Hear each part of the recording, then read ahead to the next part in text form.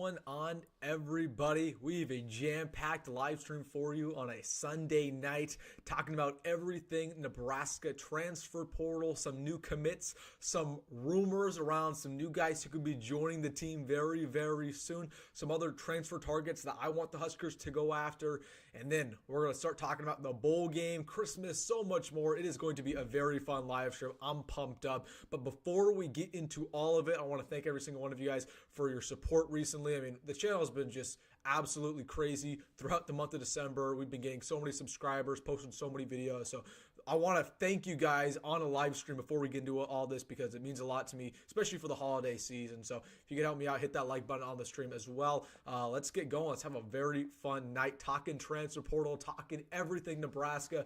You guys know how it is. We'll get to the comment section as the live stream rolls in. So start to put your stuff in there. Let me know where you're tuning in from. But I want to start things off talking transfer portal, because that's the hot topic right now with Nebraska football. Now, before I talk about Dane Key and some other guys in Nebraska's after, I got an update around Dane Key that's exclusive for this live stream. I want to mention that the transfer portal won't really be moving too much this week. So starting Monday up until our bowl game, we're not going to have too many more transfer portal updates because the team's leaving for New York City tomorrow. So we're not going to host any more visitors until the end of our bowl game. Obviously, Christmas is on Wednesday. So there's not going to be as many transfer updates until basically the end of the year, January, which is a good thing, but it allows for some guys to make their decisions. First guy I want to talk about, Dane Key. Let's get into him because there's an update around Dane Key that I just found out a couple minutes before we hopped on this live stream. So Dane Key, I would expect an announcement this week, probably later this week. We're talking Thursday, Friday. Here's a quote that I got from On3. This was posted by Steve Wiltfong. Steve Wiltfong of On3, when asked about Dane Key and Nebraska's odds, he said that Nebraska is, quote, battling for him and that the decision has not been made. And then another On3 insider says, as for Dane Key, there are some common threads. There's significant buzz around Key that suggests that NIL is not the main focus. He's going to command a pretty hefty deal no matter where he goes, but he's another guy who, on the front end, is emphasizing fit, development, and a chance to win. This is all coming from On3, was posted basically an hour ago talking about Nebraska and Georgia. Listen, I still think Nebraska actually has a chance here. Again, I'm going to be consistent with my take that Georgia's still the leader in the clubhouse. They have the best odds. Again, they have the money. They have the success. They have his girlfriend over there who plays softball for the university, so it's going to be hard for Nebraska to land him. But the fact that he still took the visit, and we heard some good things about how his visit went. He loved Lincoln. He loved the coaching staff. Of course, he likes the wide receivers coach. We're going to keep an eye on this, but I don't know. I'm expecting something this week. I really just don't have a read. And the thing about the transfer portal is that it's hard to predict where these guys go because it moves so quickly. I wouldn't be surprised if he went any other way, but it's down to us or Georgia. People are asking me about Ole Miss. Ole Miss is not in this process anymore. It's us or Georgia. It's a two-horse race. We'll see what happens here. But he's already took all of his visits that he's going to take. We'll see an announcement. So I want to talk about Dane Key. Deuce Robinson was a guy who we talked about on the channel when he entered the portal about a week and a half ago, 2 weeks ago at this point. Want to give you guys an update that Deuce Robinson has officially committed to Florida State. Now, there was initial murmurs that Nebraska would be interested. I do think Nebraska did pursue Deuce Robinson. It just didn't go anywhere. He never took a visit here. So, listen. He is not visiting and committed to Florida State, so it's over there. So no more speculation about Deuce Robinson because that is a done deal. If we do not land Dane Key, which is a real possibility, I'd say maybe the odds that we don't land Dane Key probably 85%, 80%. This is a guy I want Nebraska pursuing the transfer portal. Will Pauling, a lot of you guys is a familiar name. He played at Wisconsin over the last 2 seasons. Absolutely torched the Huskers when we played him in 2023. Didn't play in 2024. But I really like Will Pauling. 1 year of eligibility left. I really believe Nebraska will pursue him if Dane Key does not end up landing in Lincoln. So this is a name I want you guys to watch out for. Matt Rhule has a lot of interest in this guy, but it's just going to be one of those things. If we get Dane Key, we're not going to go after him. We only want 2 wide receiver transfers. So watch out for Will Pauling. This is a guy that obviously we'll talk about more extensively if Dane Key doesn't come here, but I'm going to put this guy on your radar very quickly. About just a guy who I think Nebraska will pursue if Dane Key doesn't follow. Let's just keep it rolling with some of these targets. I want to give you guys some updates. Chris Murray, things are looking good here. He's in between us and Mississippi State. Officially went home today. I talked with him. Nothing new, but it's up to us to Mississippi State, probably announcement this week. This is a guy who just entered the transfer portal for Tennessee. Cornerback, 2 years of eligibility remaining. Nebraska heavily went after him in high school, gave him an offer. Started 5 games for the Volunteers this year, had 1 passes defended, I think 30 or some tackles. So this is a guy who has 2 years of eligibility left, started for Tennessee 5 games of the year, just entered the portal. I'd watch out for this guy. He goes by the name of Christian Harrison. So I'm just putting guys on your radar. Nebraska's going to be a lot more aggressive in the secondary. So I want to talk about him. This is a guy who I've received probably the most questions about recently. This is Falili Famoa, the number 2 offensive lineman in the portal. Yes, guys, Nebraska needs to get offensive linemen. We have still yet to get a single prospect. The guys that we did get on visits, whether that was the Michigan guy, whether that was Isaiah World, whether that was the guy coming in from Wake Forest, all of them committed elsewhere. This is the only guy who's took a visit on that offensive line who is uncommitted. However, we know that it's going to cost a pretty penny for him. There are 2 other schools in the mix besides Nebraska, LSU and Michigan. What's weird is that he set up visits to both of those schools, but I never heard up an update. Like, he set up days that he was going to go, but it was supposed to be on Saturday and Sunday that he was going to visit both LSU and Michigan. We never heard anything come from it. I don't even know if he made the trip. Interesting. So I'm following the situation closely. There's not a bunch of updates there. It's going to be a bidding war, but this is highly regarded, one of the best offensive tackles in the portal. It's a must land for Nebraska. But we need to go after some other offensive linemen. I'll talk about in the video later this week, but want to give you guys a quick little update around him. Wanted to talk about Dasan McCullough real quick because I've been receiving a bunch of questions. What position he's going to play. Some people, in my opinion, are devaluing this addition. Okay, they're saying, what do you mean elite, Wilson? This guy isn't elite. He only had 17 tackles last year. Well, first off, he wasn't on the field as much as he should have been. Ask any Oklahoma fan. You know, there were Oklahoma fans in my comment section. Let's go to my comment section for the video I posted. Here's an Oklahoma fan. First guy, he says, as an Oklahoma fan, I hate to see him go. He is no joke. I will always appreciate his performance in last year's Cotton Bowl against Alabama. Wish him the best of luck. You talk to any Alabama fan, and that guy, and everybody says how good of a prospect he is, how he has NFL aspirations. It doesn't matter that he hasn't had 17 tackles. He's going to start next year. I think it's going to be at that rover spot for clarification, but he's a guy who could play all over. So some people, I think, really aren't valuing that addition as much as they should. And also, people are saying in live chat, and they're also saying in my comment section, let's put on the victory shades. Big time addition for Nebraska. This guy is a bona fide starter. One of my favorite prospects in the portal. Let's get hype. Santa wearing the glasses. Let's go. Everybody get hype because this is a big time. I'm pumped up. I'm fired up. Victory shades for Dasan McCullough. But this was one of my favorite prospects in the portal, period. It didn't even matter if he didn't go to Nebraska. I thought he was going to find success wherever he went. Big time addition for the Huskers. But wanted to touch on that. He's going to start. Okay, the other guys, I don't know if they start. He will start. Pencil him down. Feel free. Middle linebacker, rover, jack, wherever you want. He's going to start somewhere. I like this addition. Also want to talk about Justin Rhett really quick. Some clarification on whether or not I think he's going to play. Yeah, I don't know. This is a gambling kind of addition, right? Obviously, 4-star coming out of Bishop Gorman, spent 2 years at Georgia, never played, 3 years of eligibility remaining. I'm going to be completely blunt with you. High risk, high reward. It's either he works out or he does not ever play for Nebraska. Feel free to quote that. Okay, that's just how it's going to be. That's how it is with these type of transfers. Justin Rhett will either be a stud for Nebraska or he will literally never play and we'll forget about him in a couple months. Hopefully it's the first one. Hopefully he plays. But, it's again, and the staff knows it, right? This is a high risk.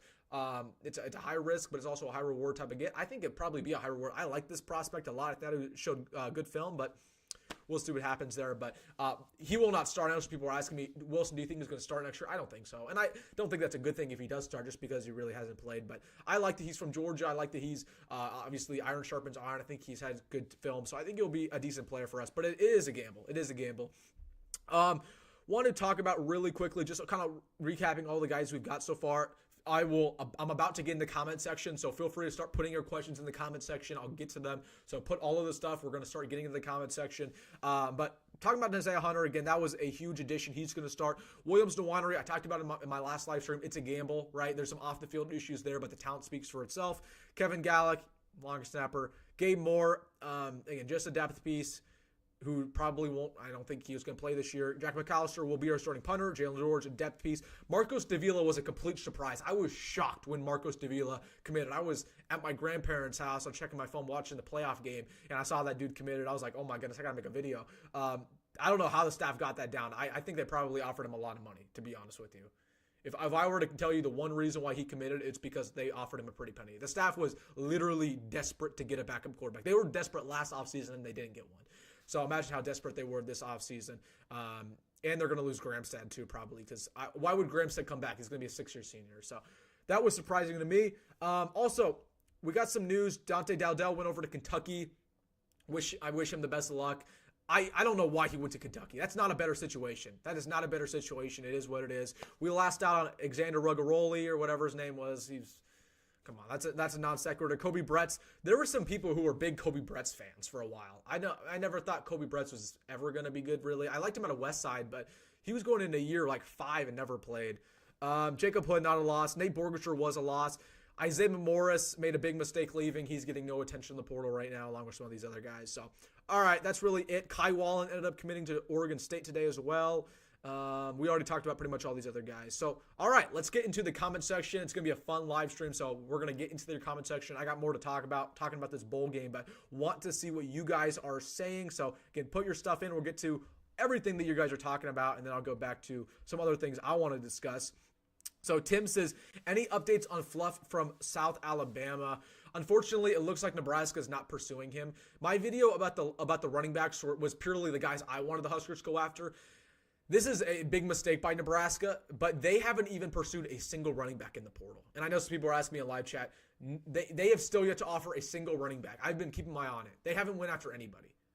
That's a big mistake. They've got to go after a running back. And I'm going to talk about this in my video tomorrow, but our bowl game is basically an audition for Quinn Ives and it's an audition for Mekhi Nelson. If those guys show up and play well, then okay, maybe I'd be okay not taking a running back. If Quinn Ives struggles and Mekhi Nelson struggles, it's a no-brainer. You got to take a running back. So they haven't even pursued anybody at that running back spot. I was just kind of hoping that I was going to, force them to with my video, but we will see there. Hold on. Copac Pat Cow says, with the Saw McCullough coming, do you expect Christian Jones and Dawson Merritt have a lot of playing time this year? I think Dawson Merritt's going to play right away. Fully expect Dawson Merritt to play right away. No question about it. Whether he's starting at Jack or basically in that 2 deep, he will start. He will have his red shirt burned. As for Christian Jones, it's still a lot of offseason, right? Offseason hasn't even started. I expect Christian Jones to red shirt probably. That's my impression is that he's going to red shirt. So, want to get to that. Hold on, before I get to this guy, there's a guy in chat who wants a shout-out. We'll get him a shout-out. Husker fan forever. Shout-out to you, my man. Thank you for supporting the channel. You're the GOAT. Appreciate you, man. Have a Merry Christmas. All right, let's get back to this. Nathan says, will we be a lot more aggressive in the second period of the transfer portal? I think we will. We only have, 9 additions right now? We still got about 8 more. Listen, and I'll talk about this over the week. I think we're still going to get 3 offensive linemen. I wouldn't be shocked if we end up with a running back. We're going to get 1 more wide receiver, whether that's Dane Key, whether that's Will Pauling. We're going to get 1 more or 2 more linebackers. We're going to get 1 or 2 more defensive backs, and then we're going to be done. That's what's going to happen there. So, yeah, we're going to be more aggressive. I think we're going to get more high-quality additions in the next cycle, which is after the bowl game. We have many more players that we need to get out of the portal. I agree. We're far from done. Happy holidays coming in from Wisconsin. Hey, appreciate my man. Happy holidays. Merry Christmas. Happy New Year. Whatever it is you celebrate, have a great one. I'm excited for this week. It's going to be a fun one. Wilson, do you think TJ Lateef will compete for quarterback? I absolutely do. I am high on TJ Lateef. Very high. Absolutely very high on TJ Lateef. I think he's going to give Dylan Raiola a run for his money. That's how highly I think of TJ Lateef. I think he's a phenomenal player. He's a winner. We talk about all the time, we talk about all the time how we don't have winners on this team. How when the game gets clutch, it feels like these guys can't make plays. TJ Lateef is a straight winner, so I think he's going to compete. And you know what's funny? He's on campus right now. He just got on campus on Friday. He's practicing with the team, and he's going to travel with the team for the bowl game. So, yes, TJ Lateef, I think, will compete. Theo, thank you so much for the $10, the super chat. I appreciate you so much, Theo. He says, congrats on being the best source of Husker breaking news. I appreciate you, Theo, man. Again, appreciate everybody who's been super kind to me over the last couple of days. I mean, the channel's been blowing up, been doing really well. But I'm so grateful for every single one of you, especially you, Theo. Thank you for your $10. And the super chat. Have a very great Christmas. Also, everybody, Make sure to hit that like button on the stream right now. It really helps us out, get this to more people. So hit that like button on the stream. If you're somehow watching this and you're unsubscribed, make sure to subscribe. Road to 10,000. Let's get there by New Year's. We're getting there. We're getting there. John, appreciate your comment. John, he says, money is becoming an issue. Does anyone know what the average price is, low end, high end? Again, obviously depends on the player, right? Like I know what Emma Johnson's getting paid. I don't know if I should release that now. Like I'll tell you guys what Emma Johnson's getting paid in the offseason probably, but it's a little too fresh to tell you exactly. Just know he's getting paid through 6 digits, right? Like 6 digits for a decent player is the bare minimum. A lot of these top end players like Eric Rivers got over $1 million. Isaiah World got over $1 million. So that's what I should tell you guys when it comes to that. I'll probably release more of that info later. Watching as usual from the Philippines. Appreciate you, RS. Thank you so much for your support, man. Where do you think Coleman is going? I'm not sure, man. He took one visit from what I saw. It was to Minnesota. And I'm not sure if he took another visit. But Minnesota would be an interesting fit for him. I don't know if he ends up going to Minnesota, but wish him the best of luck. That'd be something. Husker fan, we'll give you a second shout out. Appreciate you, my man. Thank you so much.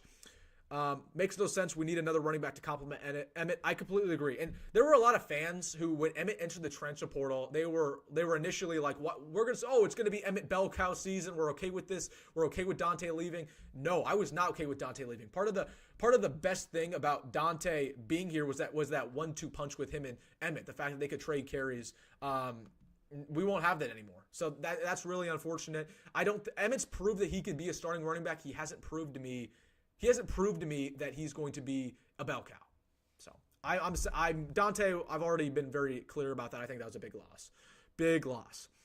Ross says, WD, what do you think explains the lack of higher end offensive linemen committing to Nebraska for so many years coaching regimens now? It seems like we cannot land elite one from high school portal.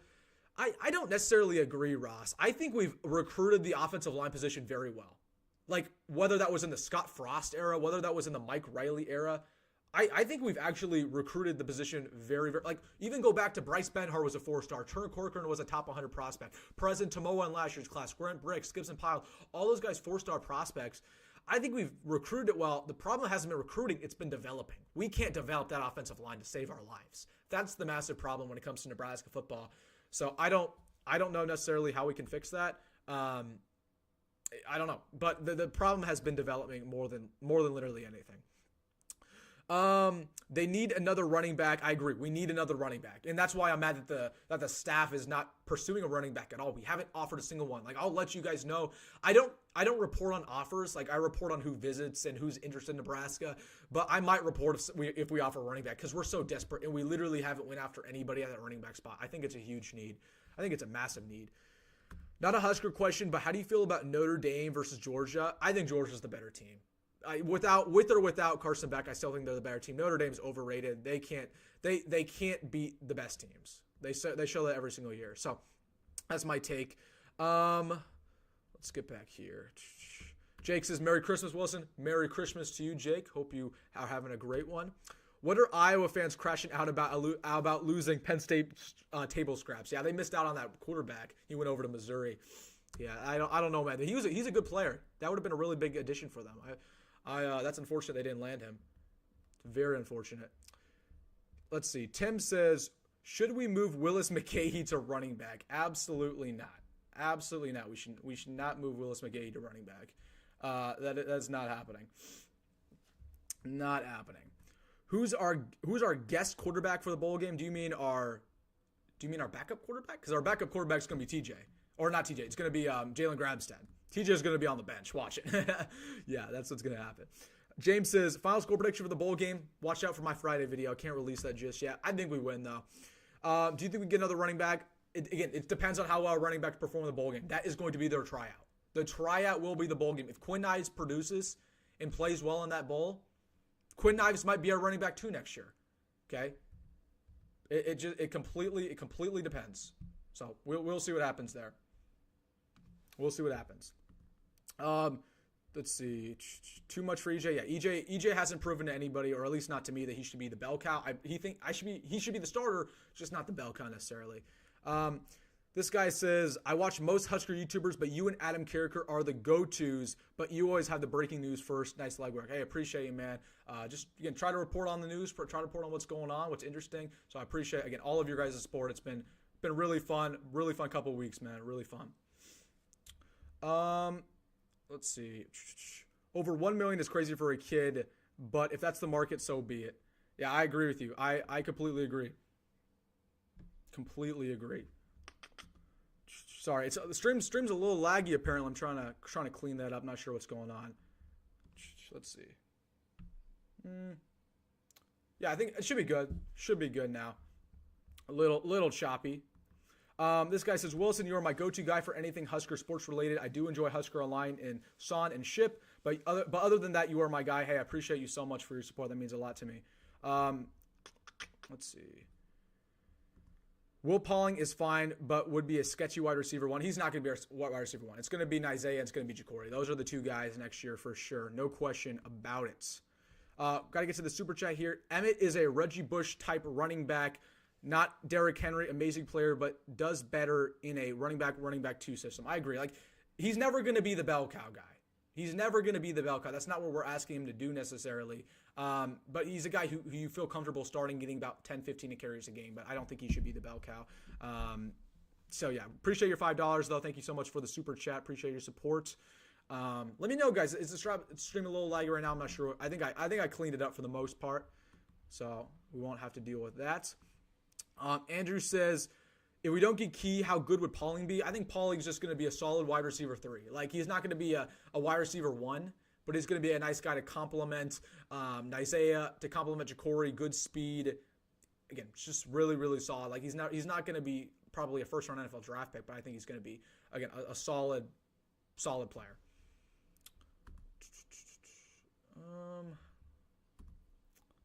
What are 3 transfer portal targets that Nebraska needs to target or are being recruited right now that need to come to Nebraska? That's a good question. All on that offensive line, man. All on that offensive line. Like, we need pure offensive linemen. So I mean, Falili Famoa is that one guy who obviously we are targeting. We need to land him. Again, some of it is content for another day, but we absolutely need to go after some defensive backs. Andrew Marshall's a guy that we're going after right now that I think we need to pursue very heavily. So that's the name that I absolutely would watch out for, Andrew Marshall. But other than that, not too much. My concern is that Nebraska takes quantity over quality in the portal, such as in the 2022 offseason. I get your concern. The problem was in 2022, Matt Rhule was just getting here. So the team needed a complete overhaul. Like, we were coming off a 4-8 season with Mickey Joseph. The team was was terrible. It was a terrible team. We needed to uphaul everything. So in that case, Matt Rhule just took pretty much anybody. I don't necessarily think we're taking. I agree that some of our transfer additions aren't very sexy right now. Like, the defensive line additions aren't too sexy. Besides, of course, Nwaneri, who's a 5-star. We're getting positions of need. We're getting positions of need, and I think a lot of the sexy additions are going to come later in January. But I think, again, today's edition and Desama Cola was really good. Isaiah Hunter was really good. I think that backup quarterback was needed. Like, I don't know, man. Like, none of Indiana's additions last year were sexy in the transfer portal. But look what happened to them. Like, they're a darn good football team. I don't know. I do think some of our returning players are better, though. Like, last year we were just looking for guys to come in and start. This year we're not really looking for that. Like, we feel good about a lot of our returning players. Like, our defensive line's already set. We don't need a transfer to come in here and start on the defensive line. Same deal with that linebacker core. We just need guys to be depth pieces. So we're asking for, different quality of players because of that. Why are we getting a quarterback knowing Davila will be behind Latif and Dillon? Because we only have 3 quarterbacks. Like, well, if we didn't have Davila, we would only have 2 quarterbacks on the roster. You have to have more than 2. Like, ideally, you need 4 or 5. So you had to get Davila. It was a no-brainer must get, and they did get him. So we'll see if they add another one. We'll see if Gramstad comes back. I don't know, but you needed Davila. You needed another guy. Because if you only had 2 and you're rolling that Dillon and TJ, imagine if, like, we've had seasons where we went down to our 3rd string, 4th string quarterback. Imagine if that happened and we only had 2 on the roster. We would never win a game. So, do we need one more linebacker or so? I think we do. I think we need one more jack, and I think we need a middle. One more, for sure. Yeah, absolutely. I mean, right now at our jack position, of course, we have Willis McGahee, who I think is going to be really good and probably going to start next year. You just lack a lot of depth. You just don't have that high upside athletic freak right now. So I think absolutely we need another jack. And then obviously middle linebacker. We don't have a middle linebacker besides Shavers. So need two more, in my opinion. When do we get a new offensive line coach? We're not going to fire Donovan Raiola. So we're not going to get a new offensive line coach. That's the answer. Think we will land Key if you had to say no. If I had to bet on it, I don't think we land Key. I think Georgia lands him because again, Georgia has pretty much everything going in their favor right now. But yeah, I think more than anything, I think we still have an opportunity. Obviously, he visited this weekend. He hasn't decided, so hopefully we pony up with that NIL. Breakout player for the bowl game, Ives. Can't tell ya. That's a video for another day. That's a video, I think, Thursday I'll post my breakout player. I don't think it's going to be Ives. I think it's going to be on defense. I think I just mentioned him, actually. So, put it out there. Let me know down below. Before I get to some more comments, let me know down below, who do you think is going to be a breakout player in the bowl game for Nebraska? It can be anybody. It can be a guy who's already proven himself. Just who do you think is going to be a breakout player that we talk about all offseason like, dang, he played well in the Pinstripe Bowl? Offensive player, running back, wide receiver. Let me know in the comment section what you guys are thinking for that breakout player. I want to see what you guys have to say. That's an interesting question. So let me know down below your breakout player. Boston College, a guy who just absolutely goes out there, shows that, has a really, really good game. Let me know what you're thinking. Would love to hear what you guys have to say for that. I'm so thankful for Holgorsen coaching staff because it doesn't look like there's much roster upgrades at all on that side of the ball. Just yet. There's going to be. We're going to probably get a running back. We're probably going to get another. We're going to get another wide receiver. We're going to get a bunch of offensive linemen. So I wouldn't overreact about that yet. I would not overreact. All right, let's see what you guys have to say about the breakout player. McGahee, it's a good pick. That's a real good pick. This guy says, wait, hold on. This guy says, are you going to try the new Emmett Johnson meal? Is that at Machado's? I'm not going to. I don't live in Lincoln, so I'm not. But I'm not going to try that anyways. Nope, I'm not going to do that. I think Lloyd's going to have a good game. I do too. Demetrius Bell, I would hope so, but Demetrius Bell is injured, so he's not going to play. But if he was healthy, I would say Demetrius Bell. McGahee, that's a good one.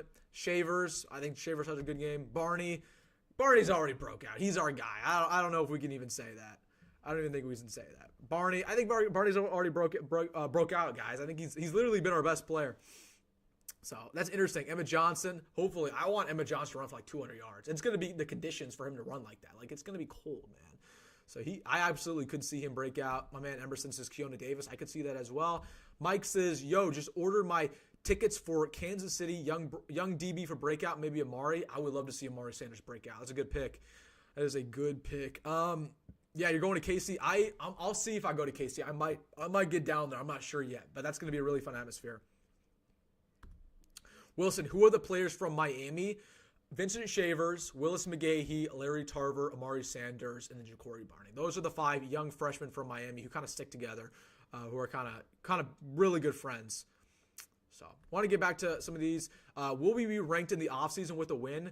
Well, there's not really any rankings in the going into next year, I don't think so. No, but the hype's gonna be real. Like a win or a loss in this game might change the entire outlook on the offseason, man. Like it's a huge game. We got to go out there and win.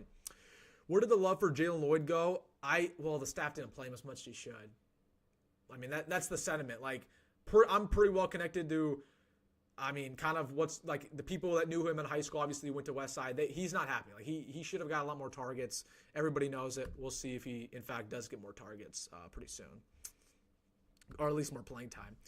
What is the Vegas win total out for next year? I don't think it's out. If I were to guess, it's always 7.5. It is literally every year 7.5. It's probably going to be 7.5 next year, maybe 8.5 if we're lucky. I would bet the under. I would bet the under every year with Nebraska, just knowing our luck. What's the betting line? Nebraska by 2.5. Nebraska by 2.5. What's the best case scenario for Nwaneri? Best case scenario, he figures out his off-the-field issues. He's locking in. He loves Jamar Mosey. He comes in, starts next year, is a dominant player, then is a dominant player in 2025 as a first-round draft pick. That's best case scenario. He's dominant and then leaves for the NFL. That's best case. Do you think we land Jair Brown? I'm keeping an eye on that. I don't know. He's still got to visit Central Florida. So I'm keeping an eye on that. But that's an LSU defensive back. Could they bring back Gabe Irving? No, I don't think Gabe Irving wants to come back anyways. I love Gabe. I think he's a great player, but he's going into his senior year. He wants to go somewhere and start, and he should. He should want that. So, wish him the best of luck wherever he goes. But yeah, I think he's going to go somewhere and start, and as he should, because he's a darn good player. Commander D, since you're going to school for finance, you've got my support to work as the main finance manager for Nebraska's NIL collective. Congrats, you start Monday. Merry Christmas, Merry New Year. Hey, Ross, I appreciate you, man. Hey, I don't know. All I can tell you is that I'd find a way to get I'd find a way to get Warren Buffett to donate. That's what I can tell you. Who do you think starts at corner opposite of Sear next season? I think more than likely it's going to be a transfer, but if I had to pick of some of the guys who are returning, I think it's either going to be Amari Sanders or Larry Tarver. My money's on Larry Tarver. I'm just a big Larry Tarver guy. I think he's a stud, but we'll see. It could be either one. But I think more likely than not, it's going to be a transfer that we bring in. Emmett with the bowl game practice is going to be scary. My unsuspecting player would be Hoiberg at tight end. Yeah, Hoiberg's going to get his opportunities at tight end.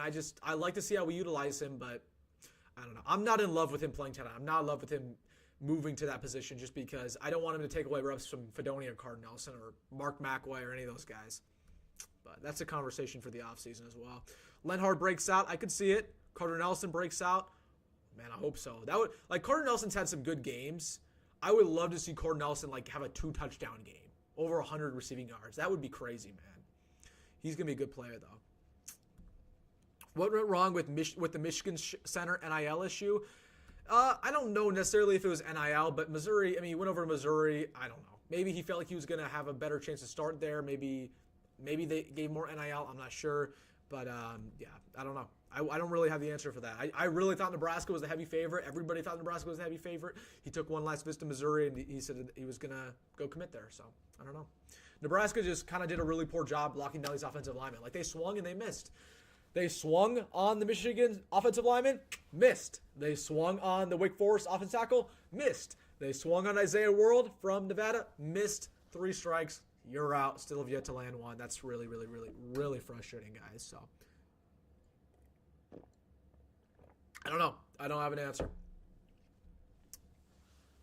What big of a jump will Dylan Raiola make with his decisiveness and field awareness in the bowl game? I don't know if we're necessarily going to see a big jump in Dylan Raiola.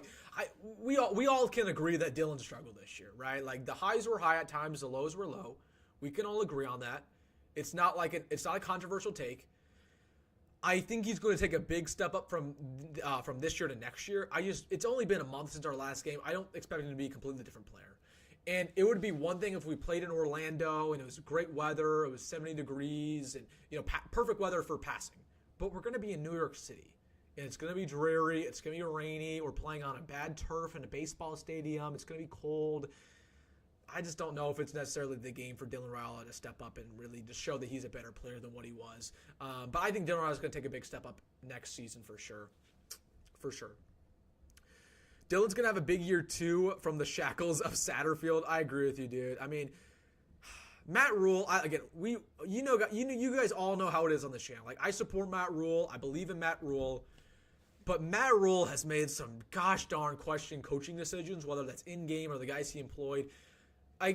We are going into the year three of Matt Rhule, and we already have a new offensive coordinator, a new defensive coordinator, a new defensive line coach, a new defensive backs coach, a new tight end coach, a new quarterbacks coach. Literally, the entire staff is different from where it was in year one. That's a little bit of a problem that he hired that bad of a coaching staff. I don't know, man. It's a huge issue to me. And the fact that Satterfield was here as long as he was, and he's still here, it's a big problem. Because it's not like Marcus Satterfield is for example, Brian Ferentz. Okay, obviously he was the offensive coordinator for Iowa. Brian Ferentz was an awful OC. You know what Brian Ferentz was, though? He was a good offensive line coach. So he provided value to the team in some aspects. That's completely different with Satterfield. Satterfield's not only a terrible offense coordinator, he's a terrible tight ends coach. None of the tight ends like it. Like, you want to ask, if you ask the Borkircher family why Nate Borkircher's gone, what do you think they're going to answer with? I'll give you one guess. I'm not going to say it. You already know why he left. They don't like him, man. They don't like him. Like, I'm fairly confident. It is what it is. Anyway, I got in trouble last time I spoke out against Satterfield, but I just think he's a bad coach, man. I think he's a bad coach. I can have my opinion. I think he's a bad coach. I don't think he should stick around Nebraska. I think if we were smart, we'd have got rid of him.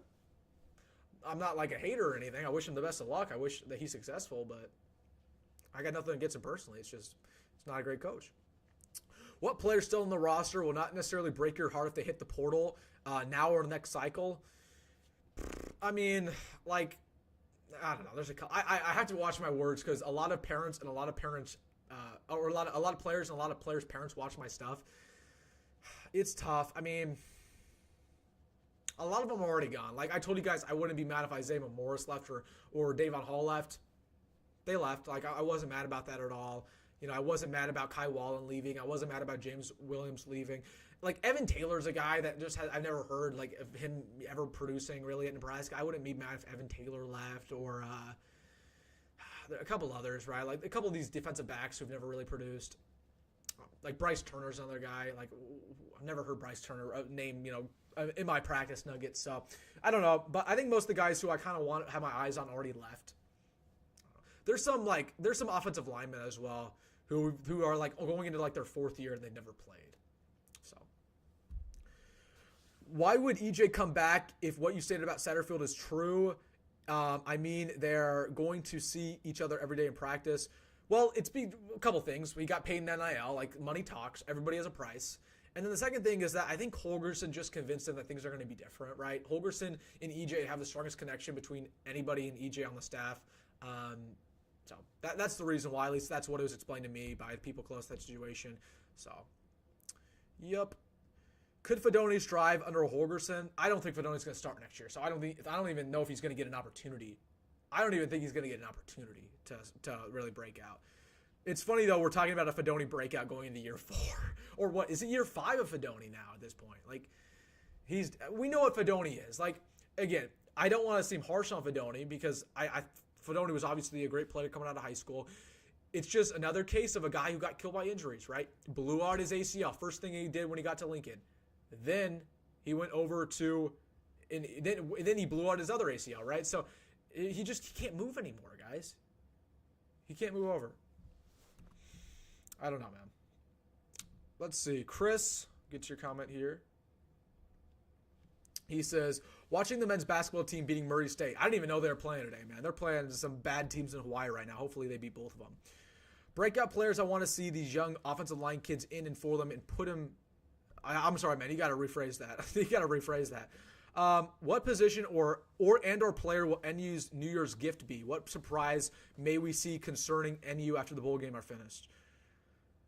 Like a transfer? I don't know. I don't really have the answers there. I don't have the answer. Like we're just finishing stage 1, so I'm not sure. I would love the offensive lineman from Washington State though. That's the one guy who I have my eyes on. When I'm in a targeting Georgia depth pieces in the transfer portal competition and my opponent is Matt Rhule. Yeah, Matt Rhule loves getting guys from Georgia or Bama or Florida who've never played before.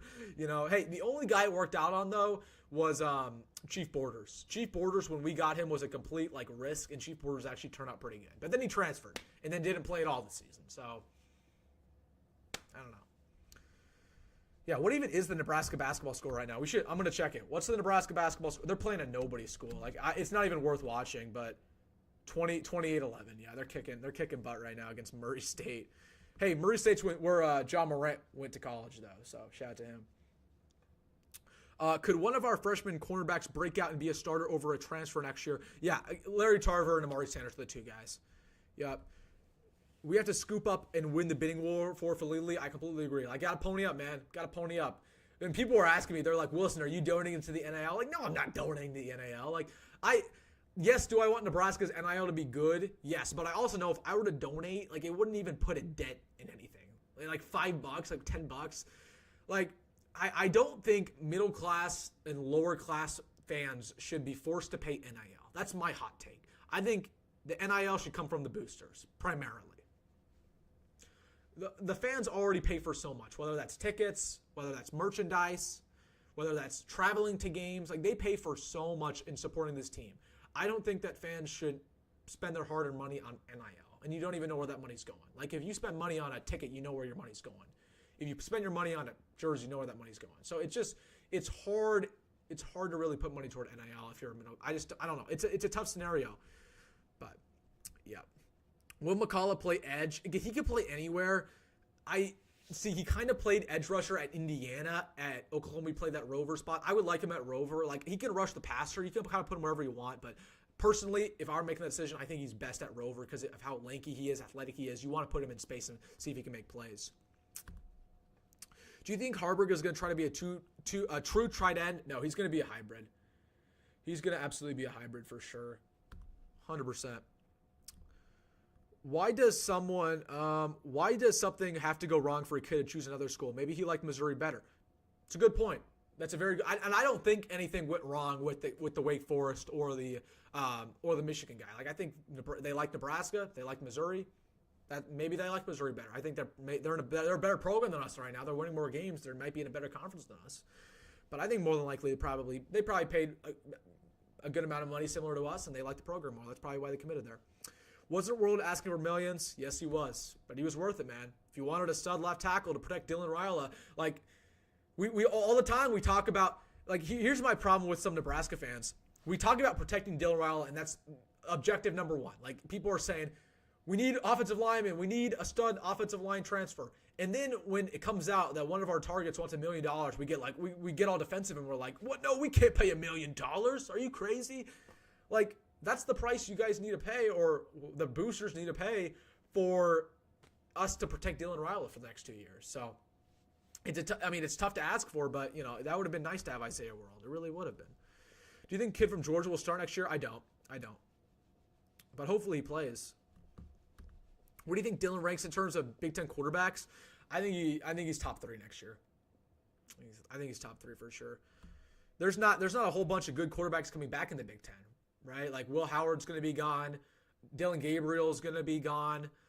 The Big Ten really wasn't a strong conference anyways in quarterback play. So I think Drew Aller, him, and maybe the Michigan true freshman, those are your 3 guys next year. How much do you like the new hires on the defensive side of the ball? I like Terry Bratton a lot, our defensive line coach. That's the guy I like probably the most. I'm biased because Terry Bratton followed me on Twitter, so shout out to Terry Bratton. Follow me on Twitter and Instagram. So I like him the most. John Butler was a meh hire, right? It was meh.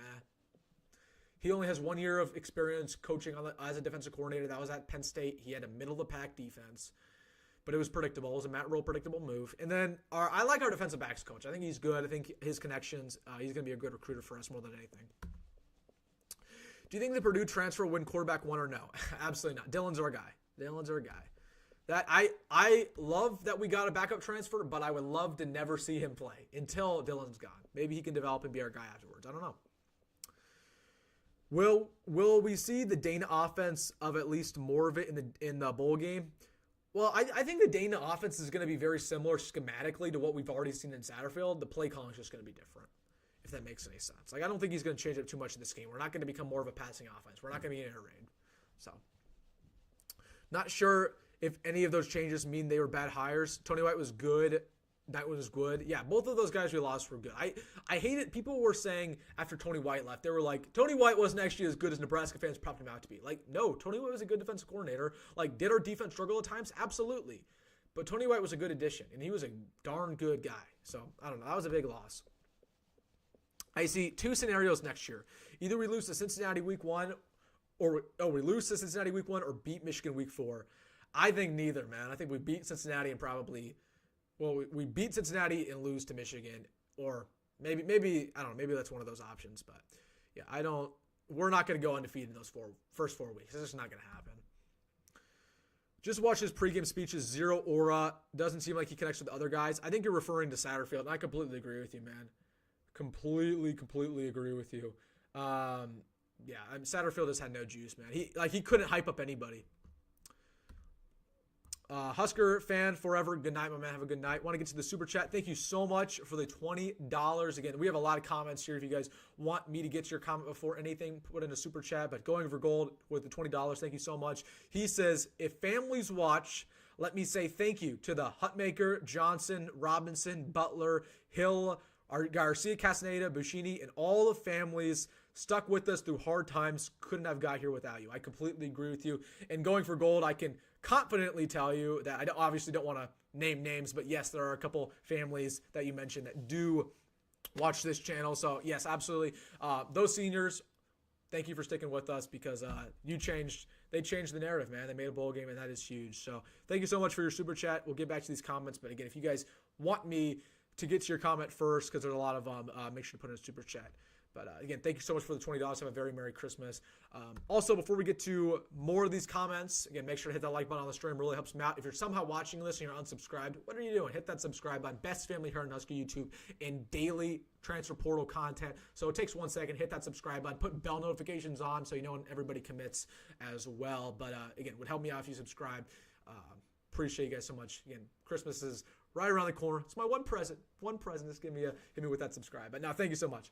All right, let's get back to these comments. Keep putting your stuff in here, your questions. Terry, thank you for your comment. Terry says, is Satterfield still on the staff? If so, why? Well, yeah, he's here as our tight ends coach. Why? Why is he here? Well, him and Rhule are good buds. They're good friends. There's not a good answer for you. I wish I could tell you that Satterfield was a good coach, was a great coach. Him and Matt Rhule are best buddies. And when you're best buddies with the head coach in Nebraska, you get some passes. I don't know. Coaches make personnel mistakes all the time with players and coaches. I agree with you. Matt Rhule did it all the time. I mean, Matt Rhule did it with Sear Wright. That was the one that I was kind of mad about. Like, Sear Wright, I told you guys in the offseason, like, I was huge on Sear Wright. Sear Wright was really good at USC. He started for them. For whatever reason, we did not start Sear Wright at the beginning of the year. We started Marquez Buford at corner. Then Tommy Hill goes down. We put in Sear Wright, and everybody's shocked that Sear Wright is some great player. Like, this is not shocking. So we knew how good Sear Wright was. I don't understand why we didn't play him earlier. I don't understand. I wish I knew. Is some of the NIL money spent on coaches? No, it's all for players. I think they contractually have to give it to players with our collective. Yeah. We love our players' parents. Merry Christmas, Husker parents. I completely agree with you. Can't wait for the 28th. I agree as well, man. I'm excited for Saturday. Like, it's gonna be a fun week. Of course, we got Monday, which, I mean, people are gonna buy some last second, presents or whatnot. We got Christmas Eve on Tuesday. You got Christmas on Wednesday. You got the hangover from Christmas on the next day, and then you're sitting there blankly on a Friday and like, oh, we got football next day. We got Husker football. So feels good to make a bowl game. Yeah, I'm fired up, man. I'm absolutely fired up. It's gonna be a good time. Gonna be a really good game, and you guys know how it is. We're gonna go live on the channel as we always do, right after the game, talking about my instant reactions. Imagine if Hoiberg played running back because he's proven he could run the ball. I don't know if that would be a good decision for Nebraska. I don't know if Hoiberg would be a great running back. I don't know. It's a tough situation where he's in. He only has 1 year left, and he has to change positions and beat out guys who have already been playing their position for years. I just think it's a hard task. Do you expect Nebraska to run the 3-3-5 next year? I don't know. Like, if you asked me 2 weeks ago when we hired John Butler officially, I would have said no. Because from what I've heard, at least, Matt Rhule does not like the 3-3-5. We haven't got confirmation about it. Matt Rhule said the other day in press conference that he liked the 3-3-5. I don't know. My gut still tells me that we run the 4-2-5 or the 4-3, but we'll see. We might go back to the 3-3-5. I personally like the 3-3-5 or the 4-2-5. Those are my two. I like having 5 defensive backs on the field at all times because, you get speed, man. You have speed. I may get laughed at this, but I would love to see Isaiah Garcia Castaneda rack up yards and tutties in the bowl game. Kind of a diamond in the rough situation. I would too if he had years of eligibility left. Like, he has one. I mean, he's not coming back next year. He's a senior, so I would rather see a young guy play. To be honest with you, a young guy step up. But I wouldn't mind it. Like, Isaiah Garcia is a guy who I think's been underutilized, and I'm happy that he's been loyal with the Huskers. So, yep. Satterfield with the Dan Lanning-esque hype speech. Bro, he would never do that, dude. again, I don't want to make it sound like I'm crapping on Satterfield, but like this dude cannot hype me up. Like I'm sure most of you guys watch Chasing 3. Like the difference between his pregame speeches and Tony White's were like night and day. Like Tony White would get that defense fired up, ready to go, and then Satterfield would walk in there and be like, "How about them apples?" It was so corny, man. Like, I mean, I'm not a hater, but like, I was like cringing just watching that. Like, what are we doing here, Sat? Like, you gotta get the boys rolling a little more, man. You gotta get that hatred for flowing through them, man. But yeah, dude, I don't know. I like to see him come out with a big speech. Jaden Nixon just entered the portal from Western Michigan. That'd be another one I would go after. I just want any running back, just a power running back. That's the guy. I want a guy who's about 220 pounds, can go up and get yardage at the line of scrimmage. That's who I want, man. Just like a kind of a Dante Dowdell 2.0. Ceiling for next year's team, playoff, 10 wins. That's the ceiling, 10 wins. Bottom, what's our floor? Probably 5. Who's the richest team in college football? Ohio State or Oregon. Those are the two. Maybe Texas. Besides that, they got oil money. Are we the leader for Washington State tackle? It's hard to say. I mean, the portal moves so quickly. It's hard to say who even leads at this point. But yeah, I'm not sure necessarily. Not sure. I would guess that right now Michigan's the leader. And again, we need to lock that guy down. He's a complete and utter stud. That's the only thing that's frustrated me so much about the offensive line or the transfer portal for Nebraska is how we have really not addressed the offensive line as much as we should have. And we've tried, right? We tried to get Isaiah World. We tried to get the Michigan guy. Like, this is a big need for us. Our offensive line crumbled as the year progressed. We arguably lost the Iowa game because of it and how it performed in that last drive. So, I don't know. We need to find a way to get some of these offensive linemen who would come in here and compete. I don't want projects on the offensive line. I want proven players who can come in here and start and compete. So we'll see if that happens. Feels like Isaiah Garcia got here an eternity ago. Yeah, again, he got here in 22, had a really good game against Northwestern in that bowl game, and then basically never played again. Because he entered the portal, then came back, and then got injured, I think, in 2023, and then this year, yeah, just didn't play. So, yep. Is Will Pauling one of our top targets? He's going to be one of our top targets, I believe, if we don't get Dane Key. If we don't get Dane Key, we will go after him. Husker evasion in Minneapolis next season? I hope so, dude. Do you see that Oregon is going to play Ohio State and the Rose Bowl? Yep, dude, that's going to be a phenomenal game. You know what? I like that it's a traditional Rose Bowl. Like, obviously, both these teams are in the Big Ten now, but it's Pac-12, Big Ten. We know Oregon's a Pac-12 team. Like, that's what they are at heart. So, traditional bowl game, traditional Rose Bowl. I'm excited, man. It's going to be a fun game for sure. It's going to be a fun game to watch. I'm pumped up about that one. That's probably the one I'm excited for the most. Jeff says, go Big Red, my man. He's rocking, what do we got there? We got the Eric Crouch exclusive emoji. Yes, that's a good one. I want to see the young offensive line show out in the bowl game. Me too, dude. Like, again, somebody asked me about Preston Tamoa earlier today. Like, I would love to see Preston Tamoa play well. Or Grant Bricks, or Gibson Pyle, or Sam Sledge. Guys like that, young offensive linemen who are going to be here for the long haul. That's something that I'm going to keep my eyes out for. Like, it's going to be a fun game for a multitude of reasons, but we're going to see a lot of guys who we haven't seen play yet, and that's exciting. Like, it's exciting to see Quinn Ives. It's exciting to see, some of these younger offensive linemen. It's exciting to see Keona Davis, Willis McGee. He can get more opportunities. Larry Tarver, Amari Sanders. So that's going to be a huge storyline. Who steps up? Who plays as much as they should? I don't know. We'll see. We'll get an answer for it. I want to try to be as polite, as kind to as many fan bases as possible. Minnesota fans have an unusual way to get under your skin. I agree. I don't like Minnesota. I actually hate Minnesota more than I do Wisconsin. For whatever reason, I just have not liked Minnesota. Their fan base, their stadium, their stupid gopher. Gosh, I hate that. I hate that gopher mascot. It's an ugly, stupid mascot. I hate Minnesota for whatever reason. And I think it's because we always lose to Minnesota in like the worst possible ways. I just hate them, man. Their fan base, everything about them. And I love the state of Minnesota. It's a beautiful state, specifically northern Minnesota. Like, it's probably my favorite state besides Nebraska, but their fans are garbage. I'm more of a Bemidji State type of guy. Bemidji State. Hoiberg's got this, Wilson. I think you are greatly underestimating his ability. I hope so. I hope you're right. I think it's tough for Hoiberg just because of the fact that He's changing to one position that he's never played before. He's never played tight end in his life. He's going over to that position with 1 year of eligibility remaining. I just don't know how he produces. And I don't know how he beats out Carter Nelson, who's a generational talent, or a guy like Mac Markway, who's a former 4-star. So I hope he produces, man. I don't know. Corby, appreciate your super chat. Again, if you guys want your comment answered immediately, there's a lot of stuff here. I'm not sure if we can get to all of them. Make sure to hit me with the super chat. Appreciate all you guys. He says, little Christmas gift for you. Thank you so much, Corby, for the $5. He says, love your content. You don't sugarcoat crap, and you speak your thoughts that 90% of fans think. Dedicated and works hard. Hey, I appreciate it. That means a lot. Again, that's what we try to be here on this channel, right? Try to give you guys accurate, up-to-date content the second it drops. Try to give you guys the takes that I'm feeling, right? I don't try to sugarcoat stuff. Like, sometimes I'm a little optimistic, right? Optimistic at heart, but I try to keep it real. Like, I'll keep it real. If we lose, I'll tell you why we lost. I'm going to be honest with you. So I appreciate it. It means a lot to me. Thank you so much for your $5. Thank you for your super chat. Thank you for all your support as usual, Corby. And have a very good Christmas, my man. Very good holidays and a new year. Thank you so much for your super chat. Let's go back to the comments here.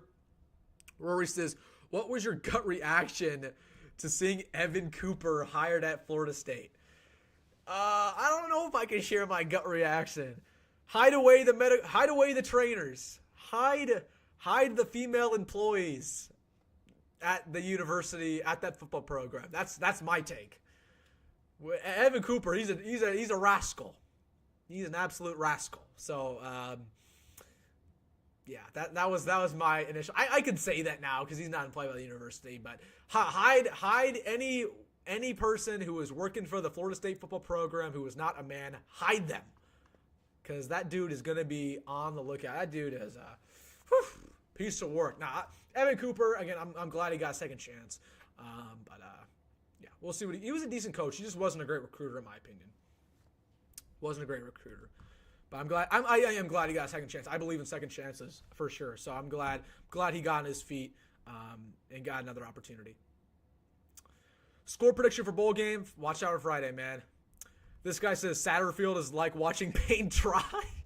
That's crazy, man. That is crazy. Hey, you're not wrong though. Remember Mike Riley's bro. Remember Mike Riley's hip hip hoorays after every victory. Dark days, man. Dark days. I completely hip hip hooray. That was so corny, man. That was so corny. I don't know how we got a single recruit to come to Nebraska during that period. We actually had some good recruiting classes. However, they were all busts. But yeah, dude, that was funny, dude. That was wild. As always, we get to these super chats first. Byron Purdy. Thank you so much for the $3 and the little emoji, little pom-poms. Thank you so much. Have a very great Christmas, Byron. Thank you so much. Or is it Brian? Byron. I don't know. One or the other. Hopefully I didn't mispronounce that. It's a unique spelling. But thank you so much for the $3. I appreciate it, my man. Thank you so much for your support. Again, you guys want your comment answered. First things first. I will answer it the second it comes in for the super chat. But we're getting all the comments here as well. Jesse. He says, Dane Key to Georgia. Yeah, if I were to guess, it's going to be Georgia. If I were a betting man, which I'm not, but if I were to bet, yes, Georgia. I would say probably 75%, but it's not, again, it's not over there, right? He hasn't decided. So, yeah. Hold on. I got to get to this comment by Rory. It's my man Rory. Man, he said, see Diddy Cooper, man. Say it ain't so. I wish I could say it's not so, man. Yeah, C Diddy, man. He is C Diddy. Nah, it's in the past, man. I wish him the best of luck, though. Yeah. Hopefully, hopefully he's on his best behavior from now on, though. Mr. Evan Cooper. But yeah, that was not great. Not great of him when he is no longer with Nebraska because of that. So obviously, people can read in between the lines there. Is Rhule going to hire some more coaches? Probably not. Maybe some assistants, but not any big coaches. I've realized that the one position that doesn't transfer well to FCS to FBS offensive line, yeah, just because strength and conditioning is completely different. That and, strength conditioning and just overall physicality, like they're going up against lame, like defensive linemen who aren't even like 260. The Big Ten, you're going up against 300-pounders. transfers, right? So it's really different. But there are still some pretty decent FCS transfers at times. Like Kevin Williams was a guy who I think transferred from Northern Colorado to Nebraska, I want to say 2022, and he was actually pretty decent for us. We've got some decent FCS transfers over the year on that offensive line. I can't name all of them, but yeah, the hit rate's not great, though. I want to see some play action passing. Yeah, I actually think we ran too many play actions with Satterfield as our offensive coordinator. The problem was that we have these play action passes with Satterfield, and we'd have these long developing routes where we'd have Isaiah Nair go deep down the field on a post, and Jamal Banks would go deep down the field, but our guys could never beat man coverage. So we do a play action. Nobody would be open because they can't beat man, and then Dylan would get sacked. We need play actions with like mesh concepts, like little slants, not these long developing plays, because our wide receivers can't beat man coverage. The only one who can beat man coverage is Corey Barney and Jalen Lloyd. And we don't play Jalen Lloyd for some reason because Garrett McGuire was an absolute terrorist. I don't know. Damon Benning likes Michael Booker Jr. a lot. Why do you think he's not playing? Well, here's my take is I think Damon Benning's a little biased here. I respect what Damon Benning has to say. I think he's a great analyst, but Damon Benning played with Michael Booker's father, Michael Booker Jr. or Michael Booker Sr., so evidently, I think he probably wants to support his friend's son. But Michael Booker Jr. is a walk-on. Like, I don't know how good he is. I don't think he's that good at all, probably. But I don't know. I wouldn't read into that much. We're talking about how Minnesota sucks. Love it. Yeah, dude. I hate Minnesota, bro. Hate him. Hate him more. I would say I hate Minnesota the most out of any Big Ten team except for Iowa. That's my take. PJ Fleck is eerily like Coach Prime in the sense that he molds the university after his own image. That's true. The only thing is that PJ Fleck does not have logos like Coach Prime. Like Deion puts his own logos on like the university stuff. Like I've never seen a coach ever do that. That's crazy. We got to see Dylan's cannon all year, and he overthrew wide receivers repeatedly. I agree with you, Nickel. Like Dylan's deep ball accuracy was probably the most disappointing thing about his game. Bro had no deep ball accuracy. No deep. Like we go back to that Iowa game. First possession of the Iowa game. Jalen Lloyd on a deep post. It could have been a breakthrough touchdown. He overshot him. And then later in the game, he had Isaiah Nair on a go route. Isaiah Nair had the defensive back beat. He was going to go score a touchdown. Dylan Raiola saw him, threw it, and underthrew the ball significantly. So that's the problem. I agree with you, Nickel, is that it's not necessarily that we haven't seen Dylan's deep ball. It's that when we have seen it, it hasn't been accurate. So hopefully he can get that going during the bowl game. Maybe he can improve it a little bit. Six Holler says, alternative jersey next year, all black. Yeah, I mean, I honestly kind of like our black uniforms that we wore. I think they need some tweaks, though. They need some tweaks. Like the ones we wore in 2020 and 2021, they need some changes to them. So I wouldn't mind if they brought those back. I like the all whites personally. Like I know people always are gonna say the all whites that we wore versus Indiana that they're cursed. I don't think they're cursed. Like no, we suck. We are historically not a great football program in the last 10 years. Every single jersey we wear is cursed. But I like the all whites. I think the all whites are clean. But that's what I would do. I don't know. Maybe do the all reds. The recruits like the all reds, but I'm not a big all reds guy personally. But hopefully we bring back alts next year. He reminds me of Taysom Hill or Luke McCaffrey. Maybe. I think I could see him being like a Taysom Hill, not a Luke McCaffrey. Well, actually, maybe. Luke McCaffrey turned out to be a really good transition. Like, he went over to wide receiver. He went over to Rice, was one of the best wide receivers in all college football, and he's now playing on Sundays for my Washington Commanders, and he had a really good game today, by the way. So, I don't know. I think Hoiberg should be a wide receiver, personally, like a slot wide receiver. That's what I would like to see him at. Chris says, you have a good night, my man, and Merry Christmas. Congratulations on all your success. Chris, dude, I appreciate you so much. Thank you, guys. Thank you so much for your support always, hanging out with me on this live stream. Thank you so much, Chris, for that nice comment. All right, guys, this takes me to we're gonna get to a lot more comments, so make sure to put all of your comments in here. I got another question for you guys. I got one more question for you. What is, in your opinion, your biggest need for Nebraska in the transfer portal right now? What position? Let me know in the live chat. What position do you want to see Nebraska go after the hardest? Whether it's running back, defensive line, linebacker, want more guys in the secondary, offensive line, you want to see another wide receiver. What position do you want the most?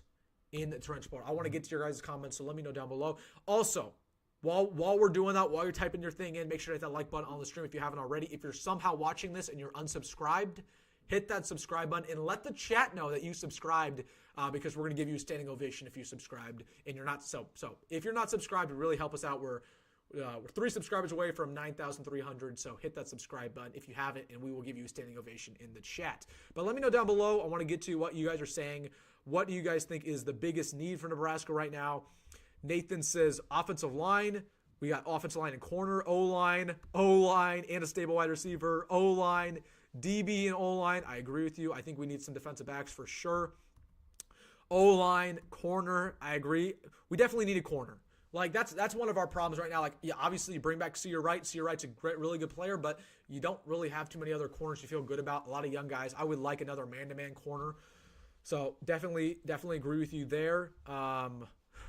Let's see. We got tackles and guards. Yep, man. And a center. Let's throw a center in there. Why not? We lose Ben Scott, so we need one. Running back and a good wide receiver. I agree, dude. We need another running back. O-line, naturally. Yes, sir. Trenches, dude. Big old reliable O-line. Absolutely. O-line and one running back. Hopefully, dude. I would love, again, what I'm looking for is a running back who is a powerful Dante Dowdell type of guy.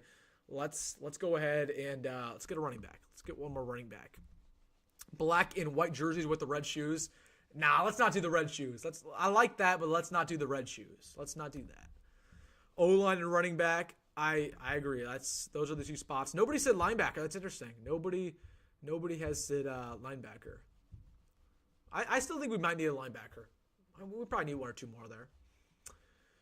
Brett says, wait, we don't we return Hartzog, JK? Yeah, somebody commented that the other day, and I'm like, really? Like, Hartzog ain't nothing. Like, Hartzog, I was shocked that Hartzog didn't transfer.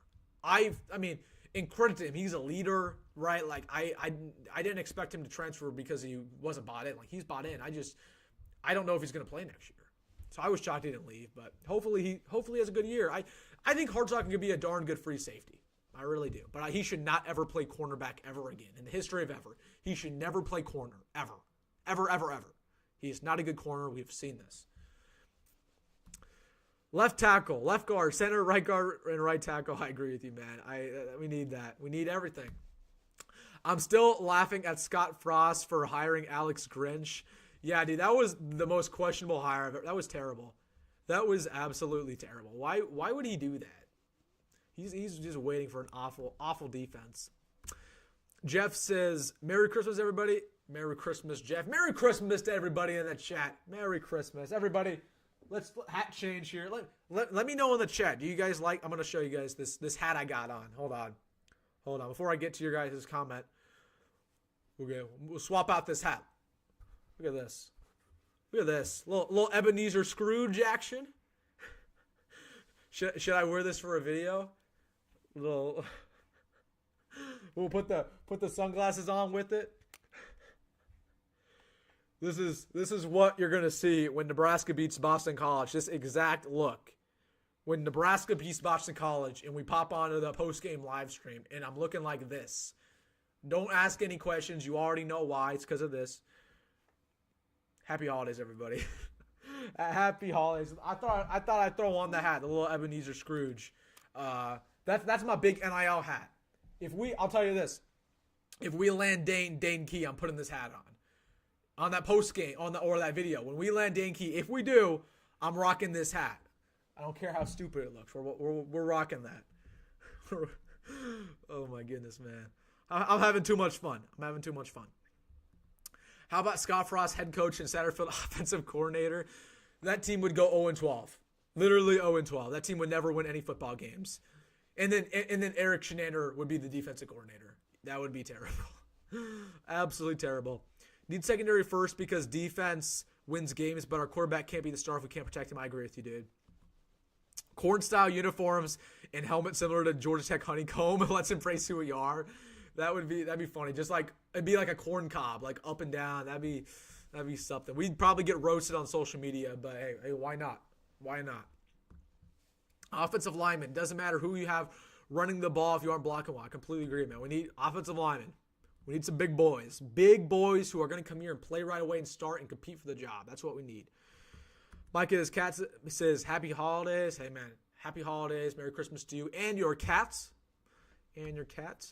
Key to Nebraska. Hope so. Hope you are right, dude. I don't know. I don't want to bet on it, but I think we still have an opportunity there. We still have a chance.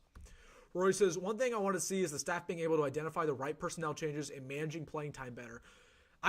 Playing time and personnel is a huge issue. I agree with you, Rory. Like, the fact that Jalen Lloyd hasn't played as much as he should really makes me mad. Jalen Lloyd should have been on the field, bro. He should have been on the field. Shame on Garrett McGuire. Shame on Marcus Satterfield. Shame on Marcus Satterfield for not putting Evan Johnson in the game sooner. Shame on Tony White for not putting Sear Wright in the game earlier. Shame on everybody for not putting in Prince William and Miellen, right? Like, there are a lot of personnel mistakes. And it leads me to question, what are we doing in practice sometimes? Like, what are we doing in fall ball? Like, clearly, I know every coaching staff has favorites, but it just feels like there's a lot of good players who are on Nebraska's bench all the time, you know? It's definitely it's frustrating. It's frustrating. And one thing I want to see as well, is some in-game decisions to be better, particularly managing the clock. Matt Rhule's been awful when it comes to managing the clock. I don't know. That's a conversation for another day, though. Top hat emoji. Yeah, man. We might have to wear it. If we land Dane Key or we win the pinstripe ball, I'll be rocking that. Hey, we got overpriced beers in the stadium next year. Oh my goodness, dude. The crowd's going to be even more hectic, dude. The crowd is already super drunk at Memorial. Like, if you're going to any of these games, everybody's already blasted out of their minds. It's going to be even more blasted. Oh, man. They're going to make a lot of money, though, which will probably go to NIL. Corby says, good night, everybody, and Merry Christmas. Hey, man, see ya. Post-game, pinstripe ball. It's going to be fun. Hopefully we can win. Could the Sear Wright delay because of the late addition? No, he was ready to go. Like, he knew the playbook. He was here for a couple months. I just think they thought they wanted to give Marquez Buford the nod because he was a senior, and the only reason they put Sear Wright in is because Tommy Hill got hurt. They were never going to bench Marquez Buford ever, and they didn't. They never benched him really. Have Dana manage the clock? Well, the problem is if Dana manages the clock, Matt Rhule is literally going to be doing absolutely nothing. Like, Matt Rhule's only job is to manage the game. He's not calling plays. Okay, so his only job as an in-game head coach is to manage the game. If you take away his clock duties, he really is not doing anything. He's just kind of standing there. So, I don't think so. Matt Rhule's got to get better at it. Like, that's just what you got to do as offensive coordinator, manage the clock. One positive from this year, it's been a long time since we've dominated both Wisconsin and Iowa in the trenches. Let's keep that trend up. Yeah, I mean, hopefully, I think we'll see it again with the defensive line. I'm just not sure about our offensive line. We have a lot of questions there. A lot of questions with that offensive line. You got to get some transfers. We'll see what happens, man. Again, stage one of the transfer portal is done. Let's get over to stage two. Which is going to be after the bowl game, and hopefully we can get some solid players. Hopefully we can get some offensive linemen and address some key needs on this team because we got a bunch of them. We got some needs, man. We got some needs. All right, I'm trying to get some of these comments that I didn't get to before. Let's see if I can find them. Here we go. There's a couple of them. First bowl in 8 years. Thanks, Huskers. Go Big Red. Merry Christmas. I agree with you, Burnwell. Hey, man, thank you for your support so much. What do you think Harper Murray has been? What do you mean? Harper Murray has been dating Hoiberg for a long time now, I thought. When did I ever mention Harper Murray? When did I ever mention those two? I don't know. What do you think we need more of? Offensive line. Offensive line for sure. Satterfield is here one more year with his contract. Fire and replace or keep him. We have to pay it regardless. We got plenty of money, right? His buyout would literally be pennies practically for what we have. So I would rather we just got rid of him. Who's the first overall pick in the draft this year? I think it's going to be Cam Ward. It's either going to be Cam Ward or Shador or Travis Hunter, but it's going to be Cam Ward. If I were to tell you right now, it's going to be Cameron Ward. And fun fact, I wanted Cameron Ward when he was initially transferring from Incarnate Word. He ended up going to Washington State, balled out there, went over to Miami. I wanted him twice. I wanted him when he transferred from Washington State too, and we didn't get him.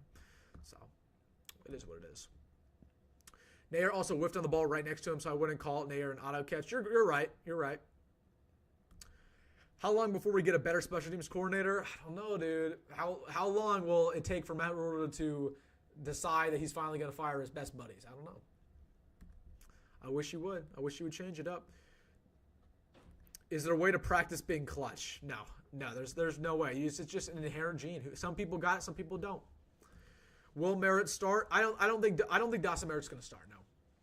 But I think he'll play early, and I think he's going to have his red shirt burned. He's going to kind of have a Vincent Shavers type role, where Vincent Shavers got in the field a lot. He didn't start necessarily, but he's going to play a lot. Let's get some more players. I agree with you. Who's got next on Travis Hunter's girlfriend? I should not have read that comment. Bro. Travis Hunter, man, you got to get out of that relationship, though. I'm telling you, dude, that girl's no good for him, man. I don't know what Coach Deion's doing. Coach Deion is letting that happen. And he's not pulling Travis aside and saying, hey, Travis, what are you doing? Travis got to make a business decision. Who could we see enter the portal in the second phase? I don't think necessarily any more players are going to enter the portal in the second phase. We might see a couple, but no big names. Nobody should be too worried about. Some walk-ons obviously will leave. Have we offered $1 million yet for a player? We did for 2 players to my knowledge in the entire era of the NIL. Dylan Raiola and O'Shawn Mathis. Actually, I'm not sure if we paid. We paid O'Shawn Mathis pretty well. I don't know if it was $1 million. But we paid O'Shawn Mathis pretty darn well. Just know that. And O'Shawn Mathis was awful, really bad. Our special teams coordinator will look better with a good long snapper, probably. But again, it's more issues than just the long snapping. Like we couldn't punt consistently, we couldn't snap consistently, we couldn't cover punts consistently, we couldn't cover kickoff returns consistently. We don't have a good kickoff returner, right? It was more than just one thing. Oh snap! I don't know what this is about. Do we go back to grass field next year? I think we're going to go to grass field probably 26. Who is O'Shawn Mathis? O'Shawn Mathis was an edge rusher who we got in 2022 who transferred from TCU. And it was a bidding war between us and Texas, and we won, and O'Shawn Mathis turned out to be a bust. But then he went to the NFL, and now he's playing on Sundays and actually playing pretty well. So I don't know how that happened, but he just didn't play well for us, I guess. But, yep. All right, guys. Let's put your final stuff in the comment section. I'll go as long as you guys have stuff to talk about. So put your stuff in the comment section. Some more comments here. We'll keep rolling. Again, make sure to hit the like button on the stream. Really helps people see it. Helps it reach people. So really help me out if you could hit that like button on the stream. Also, again, subscribe. If you're somehow watching this, you're not subscribed. What are you doing? Hit that subscribe button for the latest. And also, if you are subscribed, put on those bell notifications. A lot of people are asking me how they can, get in the instant news, the instant updates. There's a little bell notification when you're subscribed. You want to turn that on so you are alerted when I post a new video, so you can watch it. So you know everything that's going up to date, because I'll post breaking news and transporter updates that you're absolutely going to want to see. So want to mention that. But again, put your stuff in the comment section. I'll go as long as you guys have stuff to talk about. Colby says, absolute embarrassment from Tennessee last night. Well, it was an absolute embarrassment for every single game in that 12-team – dude, the 12-team playoff was garbage. I had that take last year. Like, the 4-team was perfect. In my opinion, there are not 12 teams who deserve to compete for a national title in college football. There's just not, okay? And by having a 12-team playoff, they ruined meaningful football. They ruined – like, now 3 lost teams can make the college football playoff. That's a problem. 3 lost teams should not compete for a national title. Okay, before, every single game in the regular season was meaningful because if you lost 1, you were out. Or you lost 2, you were out. So they traded a lot of meaningful games in the regular season for quote-unquote meaningful games in December that aren't even that meaningful because they're blowouts. Anyways, those games were off. I was so disappointed. Like, the Indiana game was kind of fun, but it was a bad game, but I thought the atmosphere was fun. Penn State SMU is literally unwatchable because SMU is so bad. And then Clemson, Texas was okay. And then, that wasn't even that good either. And then Tennessee, Ohio State was awful too. So the playoff flop. But hopefully there's some good games next week. I think the Rose Bowl will be fun. I think the Sugar Bowl will be fun between Notre Dame and Georgia. So we still got some good ones. But, the 12-team playoff was garbage. I think 4 is perfect. They should have never went away. The problem is they're never going to go back. It's only going to expand. They're never going to go back to 4 because once the money starts rolling in, they're never going to take less money. So, what's up with Jeremiah Charles? Is he any good? He got in the field a little bit this year. He's super athletic. I just think he's still super raw. Like he's still learning how to play football. He's only played 3 years of football. He started playing his senior year, so I don't know. But, I mean, from an athletic standpoint, he checks every single box. I think Jeremiah Charles is 6'2". He runs like a 4.4. So, I mean, he's super athletic, but that doesn't mean necessarily that you're a good player. At least Matt Rhule doesn't fall off like Ryan Walters. Yeah, Ryan Walters is a bad coach. 14 was trash. Dude, 14 was awesome. 14 was finally working. Like, we had the best playoff in the history of the playoffs last year in Washington and Texas versus Michigan and Bama. It was a phenomenal playoff. And then they went away from it. Right when it was working, they went away from it. So, yeah, I'm a 12-teamer. I'm a 4-teamer. They should have never went away from it. But whatever. We got 12 teams now, so we got to adjust. They should never expand. That's the farthest they should go. Do we need another kicker? I think we should, but we're not going to get one. Why didn't they ever try 8? I don't get that. Because money, man. They wanted that cash. They wanted that sweet, sweet money. Here comes the money, yeah. They wanted that money, man. Has the SEC gone to offense-oriented? 10 was supposed to be a top-tier SEC team and got killed by the second-best Big Ten team. Well, I don't know. I don't think Tennessee was that good. SEC is always overrated. Like, we know how it is. We know how it is with Tennessee. Like, they're always overrated. Alabama's overrated. I don't know. One thing that pisses me off, too, is that every single year, this is the worst part about the playoff, is that when a team loses in the playoff and gets blown out, everybody on social media is like, this is why they shouldn't have made the playoff. This is why another team should have made it. Like, no. Just because SMU got blown out doesn't mean they shouldn't have made it. SMU deserved to be there. Indiana deserved to be there. Alabama did not deserve to be there. Who cares if maybe Alabama would have made them a more competitive game? Alabama lost 3 regular season games, 2 of which were against awful teams in Oklahoma and Vanderbilt. So it makes me so angry that every year, like, when a team gets blown out in the playoffs, they're like, that team should have never made it. Like, what are we doing here? Yes, they should have made it. They deserve to be in there. Can we stop complaining every single year about what teams make it? Can we stop doing that? Okay, if you want to make the playoff, it's very simple. Win football games. Like Lane Kiffin was on Twitter yesterday, and Lane Kiffin was, bitching, and he was like, this is a great game. He was being sarcastic. He's like, this is such a great game. Edge of my seat.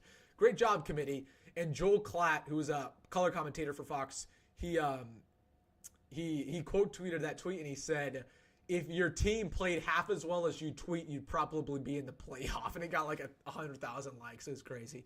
But no, I just hate it. Like, can we stop complaining about who makes it? Like, all the teams who made the playoff deserve to be there. But it doesn't mean that it's going to be a good product. It doesn't mean they're going to play well. Those are the 12 best teams from a who deserves to be there standpoint. Okay. Who's the best player in the whole portal? I think it's the Georgia Tech wide receiver transfer. Singleton. 64 team. That would be awful, bro. That'd be awful. Used to like Lane Kiffin, but he's been unsufferable. Man, he's always been unsufferable. He's always been that way, dude. Always been that way. Do you think the SEC is overrated? I absolutely do. But the Big Ten, every conference is overrated at times, but SEC more than anything. What type of rotation do you see between starters and backups in the bowl game? It's tough because although there's going to be a little bit of rotation, they're going to go out, they're going to try to win the football game. So I think a lot of young guys are going to get opportunities with some players transferring, but it just depends on if the game's a blowout or not. I don't know. We'll see. But they're going to try to win this more than anything. Like, it's obviously you want to get some young players in the ball game, but that's not the most important thing for this coaching staff. They want to win. They're approaching it to win. So we'll see if they go ahead and do that. I really want to win that Michigan game. Me too, dude. I want to win that Michigan game so bad. That's at home too next year, dude. That's gonna be huge. It's gonna be a fun game. The announcers. Oh, that's so true. Thank you for mentioning this, dude. Dude, the announcers were flaming Indiana. They were like, no, they were flaming the Big Ten. They were like, the Big Ten's so overrated. Literally on national television after that Indiana game. Newsflash to those commentators, Indiana was the 4th best Big Ten team. They weren't a top Big Ten team. The best one was actually the number 1 team in the tournament, in the playoff. Then Penn State, who won. Then Ohio State, who won. So we had, not only did the Big Ten have 4 teams in the playoff, the SEC only had 3. One of them got exposed. Okay, so it pisses me off, dude. Like, they try to promote this narrative that the SEC is so much better. It's not. The SEC is not better than the Big Ten. Okay, You want to know why the SEC is supposedly better? It's because they play one more non-conference game, which means they get one extra win. And I don't know, just because they're all mid. They're all like Alabama. Alabama lost 3 games, and they were like, we lost 3 games because the SEC is so challenging. No, you lost 3 games because you're mid. You lost to garbage teams in Vanderbilt, in Oklahoma. Oklahoma. So I could talk about that all day. I just think it's what they said about the Big Ten is completely embarrassing. They should be ashamed of themselves. They should be fired, but they're not going to be fired because they work for ESPN. If this team was a 4-team playoff, who would you pick? It's pretty simple for me. I would pick. I think I'd go Oregon, Texas, Georgia, and then after that, I would probably do Boise State just for funsies. We'll put Boise State in there. That'd be my pick. John Gruden, no to John Gruden. We're not hiring John Gruden. 8 teams would be perfect. I don't think so. Oh, maybe Notre Dame. You're right. Maybe Notre Dame will get that 4. I don't know. I wanted Boise State to compete. Boise State's a darn good team. Only 1 loss, and that was to the number 1 team in the country, Oregon, and they should have won that football game. Like, Boise State's a pretty darn good team, in my opinion. In my opinion, non-con games are way better than normal conference games. Well, I don't agree because teams play on average 3 or 4 non-conference games, and only one of them is usually a good matchup. The other non-conference games are against bum opponents, like inferior opponents. So I don't necessarily agree there. Like for example, SEC plays 4 non-conference games, which is a complete joke. Most of the teams in that conference play at best one competitive non-conference game, and the other are 3 FCS tier teams, and they get 3 free wins. That's why SEC makes the most bowl games out of any conference. It's not because their teams are really good. It's because they have 1 extra non-con game. It's stupid. I get it. It's very, very dumb. Very dumb. Notre Dame looked like the best team out there. Well, they played Indiana. I don't think Notre Dame's that good, personally. Like, I think they'll lose to Georgia. All right, guys, put your final stuff in the comment section. We've been going for about an hour and a half here. You can make sure to hit that like button. What are we at? What are we at on the likes here? Let me check. What are we at on the likes? We're at 94 likes. Can we get up to 100 by the end of the stream? Okay, make sure to hit that like button. Also, if you're unsubscribed, make sure to subscribe. We just hit 9.3, everybody. 9,300 subscribers, 700 away from 10,000. Hopefully, we can hit it by New Year's, but thank you guys for 9.3. If you're somehow watching this and you're unsubscribed, what are you doing? Hit that subscribe button. Best family here on Husker YouTube. Thanks for rocking with me, guys. Putting your final stuff in the comment section, your final comments, your final thoughts, what you guys are predicting for this bowl game, transfers, whatever. We'll get to the last second stuff you guys got to say. But yeah, appreciate all you guys. Again, hit that like button on the stream to get to 100. We did hit 100. Awesome. 100 likes, everybody. But yeah, if you're somehow watching this, you're unsubscribed, make sure to subscribe and get your final stuff. Mike says, good night, happy holidays, guys. Absolutely. Good night, my man. Have a great Christmas Eve. Yep. Have a absolutely great Christmas. As for me, guys, I will be going live after the bowl game per usual. We're not going to have another live stream until then, so don't expect a live stream like Thursday or Friday before the game like sometimes we normally do. We'll have one after the game, though.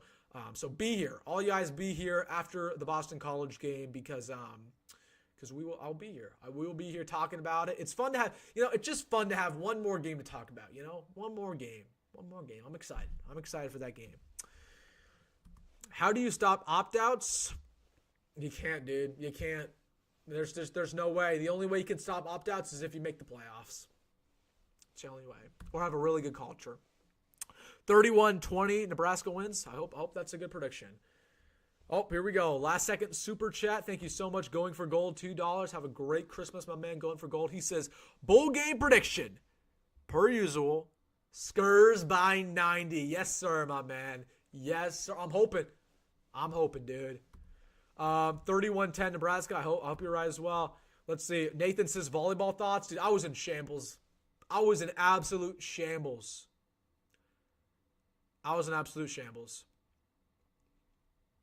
That's all I can say, dude. Is T-Rob playing in the bowl game? He is. Arkansas says, what made you get into creating Husker content, big time commitment, and not much money? I just did it for fun. I did it for fun and just for the community. Just because I enjoy it. And Arkansas, I think you would be surprised with how much money we make on the channel. It's very, I don't want to sound like a douche, but it's very good money for an 18-year-old. Let's just put it that way. Like, yeah,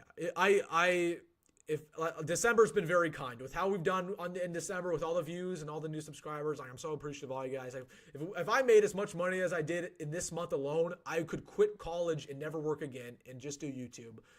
So I've been very blessed. It's very, very, it's just, again, I don't do it for the money. I don't care about the money. I do it for you guys, and I do it because it's fun, but it definitely helps out. It's definitely nice to have that in the back pocket too. Keep up the great work, young man. Hey, thank you so much for your kind comment. Thank you so much.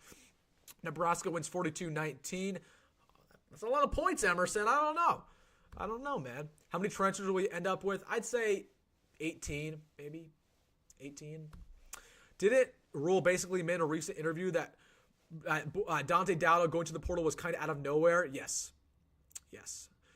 He did not expect it. I told you guys at the time they weren't going to expect it, because if Dante Dowdle was planning on entering the portal, he would have done it the second the portal opened. His mind was changed, clearly. I was mad the volleyball team lost. Me too. This was supposed to be their year. They had the best team that they've had in years. Lexi Rodriguez, has been a star for Nebraska for so long. I really thought this was going to be the year, man. They didn't do it. I was in shambles. I was very, very, very sad. But Penn State, obviously, they won the national championship today. Like, they're a good team, but it should have been our year, and we choked it away. Why can't Nebraska fans have one thing to be happy about? We're cursed as an entire athletic department. It's crazy to me, man. It's crazy. I was very sad, though. Very sad. Let's bring Osborne out of retirement for the bowl game. Oh, my gosh, bro. Bro, no, dude. We're not doing that. Will any new transfers play in the bowl game? No. They can't play until the fall. The volleyball team choked away the game. I agree with you, dude. I agree. Millard South alum here. Yes, sir. Yes, sir. What year? What year? I'm 2024. I'm 2024 alum. What's your year?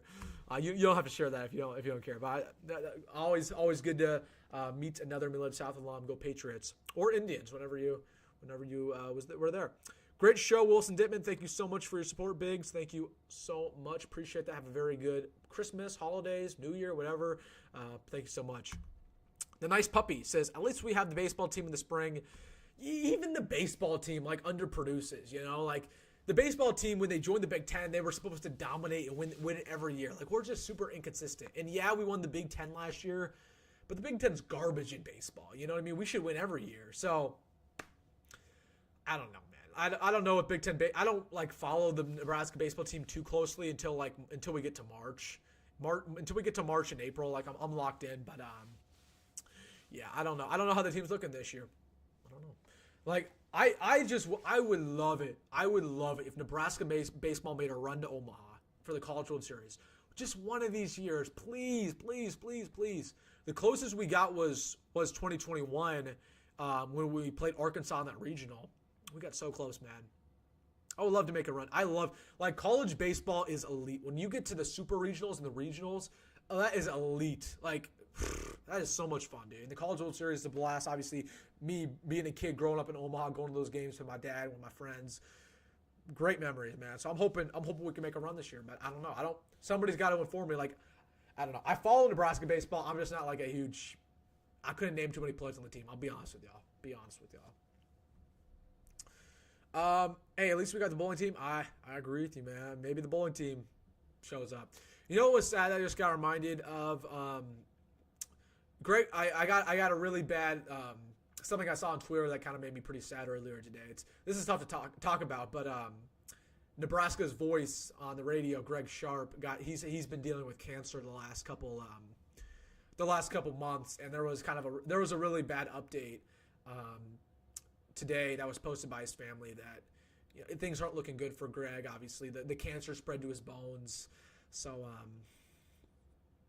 I just wanted to mention this because I don't know if you guys saw that update, but things aren't looking great for Greg Sharp, who was our Nebraska play-by-play guy, who I have a lot of good memories of. So definitely pray for him because again, that's a guy who is Nebraska's voice on the radio, and things aren't looking good in his battle with cancer. So hopefully he can win that, but it's just like with the way their family, with the message they put out today on social media, things aren't looking good. So if you guys are familiar with that situation, obviously put your prayers out there for Nebraska's play-by-play radio host, Greg Sharp, because really, really, really bad update there from his family. I thought I should mention that just because I do believe that prayers work, that we should absolutely pray for him and his battle with cancer, because that's just, again, it's really sad, really sad. And, Terry just put in the comment section, my wife has bad cancer, prayers. I'm sorry to hear that, Terry, man. That's awful, man. It's just, it's tough to talk about it. It's really tough to talk about it. So,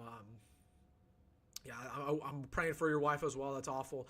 Hopefully she can make a recovery, but it's a really sad thing. But I thought we should mention that because just not a great update around Greg Sharp. And again, this time of year, obviously, don't want to get updates around it with the Christmas season and everything. It's very sad to see. So I thought I should mention that. Again, pray for him if you are comfortable doing that, because that would really help out.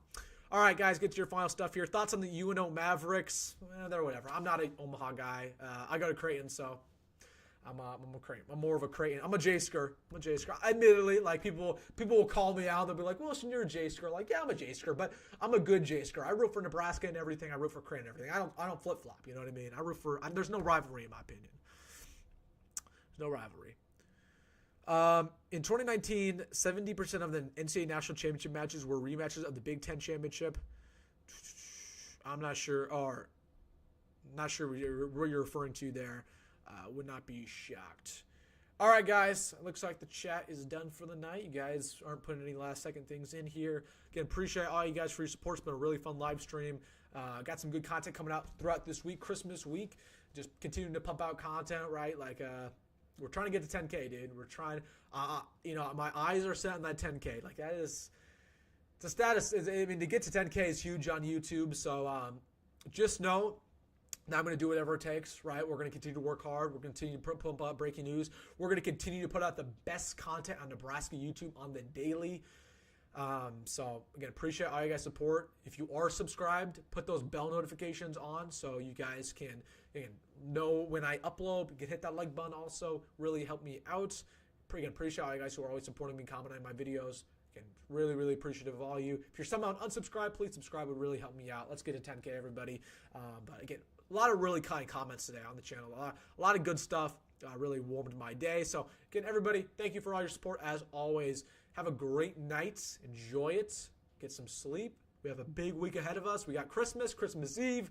And then on Saturday, we got some Nebraska football for the last time for a while. So, enjoy it, everybody. Thank you guys for hanging out with me. Again, have a very, very good night. Hit that like button on the stream. Subscribe. Bell notifications.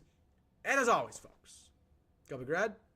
Go Matt Rhule, and I'll see you in the next one.